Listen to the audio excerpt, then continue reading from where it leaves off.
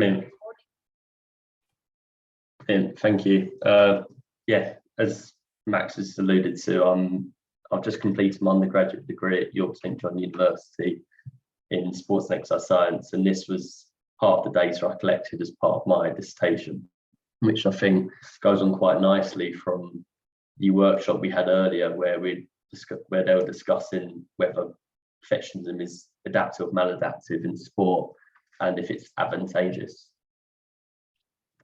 So what is perfectionism? Again, very briefly, I'll talk over it again, as we've already discussed it multiple times today. It's a multi-dimensional personality trait where excessively high standards are set by an individual, but where an individual also displays overly critical appraisals. Here, I think where it's important to establish that difference between high standards and perfectionism is that excessively. It's where we allude to and probably go much the other extreme to that high standards. There's many different models and dimensions of perfectionism. However, today I'm going to be focusing on the higher order model. So where we've looked at perfectionistic strivings and concerns, where in a factorial analysis of all different dimensions, there's been this consensus and similarities within them, where we're able to group them all together into this PS and PC.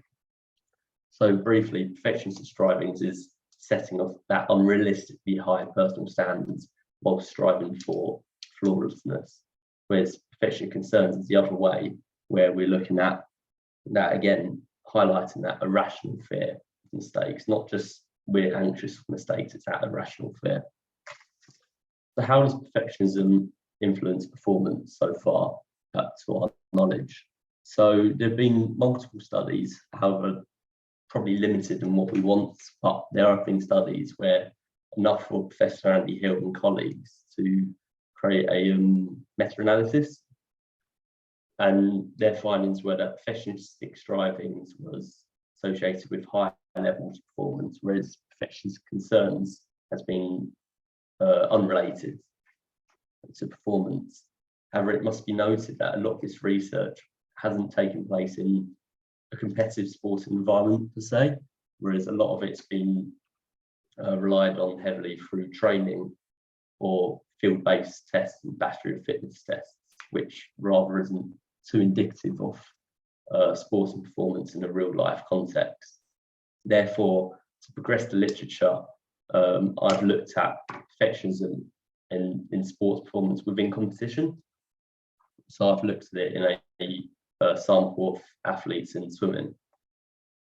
So I've collected data from 168 competitive swimmers from a single competition who completed both the MIPS and the PSS within the week of their competition, and also then self-reported their personal best for the event they're taking part in.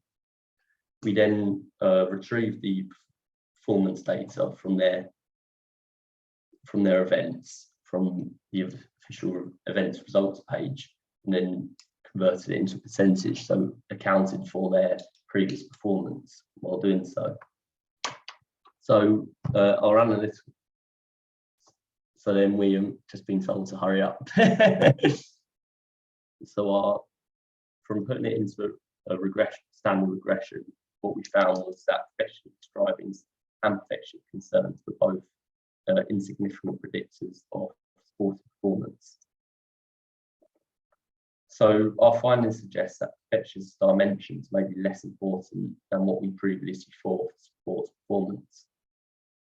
That said, as perfectionism is not influential in sporting performance, what we found, therefore, we want to look at reducing and eliminating perfectionism if we can, due to a lot of the maladaptive consequences that can occur, such as burnout, such as dropout from sport.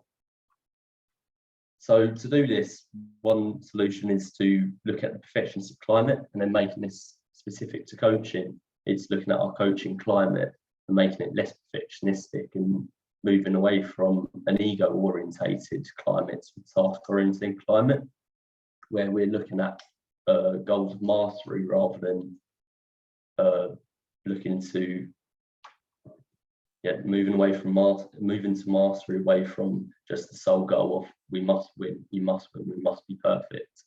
I think it's quite evident, as you can see from the findings of Curran and Hill, that socially prescribed perfectionism, that thought that everyone expects us to be perfect, which is indicative to these maladaptive outcomes, is been on the rise and therefore needs to be addressed. That was my whistle-stop tour to my study. If anyone's got any questions, I'd be more than happy to answer any. Thank you very much, James. That was really interesting. Is there any questions from the floor?